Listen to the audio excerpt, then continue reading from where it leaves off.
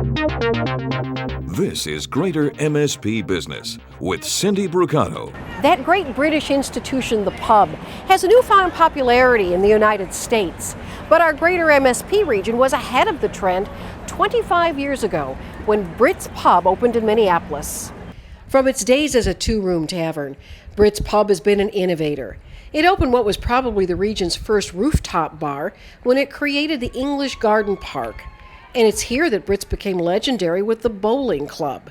Lawn bowling is so popular that there's a 10-year wait to establish a new team. And if bowling's not your game, there's plenty of other amusements at Brits Pub.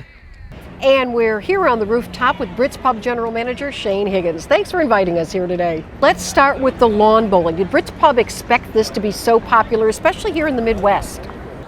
Not at all. When lawn bowling started in 1998, it really was taken off the lawn bowling pastime in England, which is a relatively sedate pastime, mainly played by old people, not watched by anybody.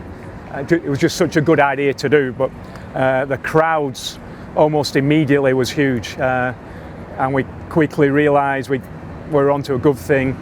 Anybody can play it, whatever sex, whatever age, whatever intelligence. Everybody can play it. They can drink whilst they're playing it.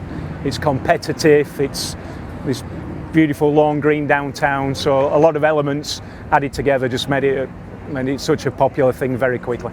How did the popularity of lawn bowling affect Brits' popularity? It helped. It just brought more people in, seeing Brits where people may not have come in before. We think we've got some real nice indoor areas, so A, seeing it for the first time, and B, if you couldn't get on the lawn, you had to go back inside, so it certainly complemented it. It wasn't a disadvantage at all. Speaking of going inside, you're a big hangout for sports fans who watch the games on TV. What's the most popular sport? Football, soccer, whatever you want to call it, that's the biggest by far.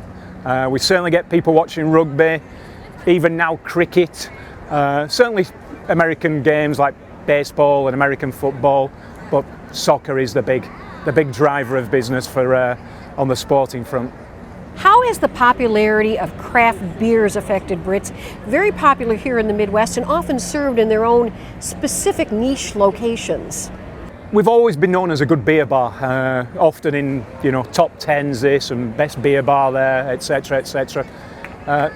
So we've taken it on board. We now have 5 or 6 of the local craft beers and a national craft beer, and it complements our other beers, the European and the British ales. So we've found room for the local craft beers while still staying true to the British side. So it's complemented it very well, and we sell an awful lot of those big brews like Summit and Surly and Fulton. So it's been a help for us. So is that how you keep a classic pub like Brits fresh? Yeah, I think so. We're always looking to keep up and do new things. Certainly we weren't saying, we're never going to have craft beer. It was like, let's do it, let's complement our existing ales, and we'll take it from there, and hopefully people will like it, and they certainly have. They'll try, let's say, a Surly, and then they'll try a Fuller's ESB, and it's great. How are the summer and winter seasons different? I mean, straight away we have 3 huge outdoor areas which they close in winter time, so our capacity is reduced to half of that. So obviously immediately there's going to be a big change in business.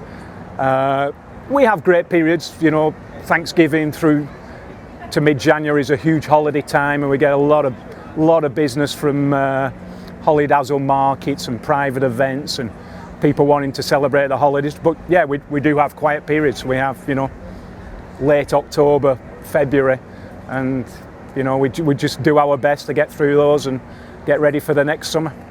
Thanks so much, Shane, for all of that information.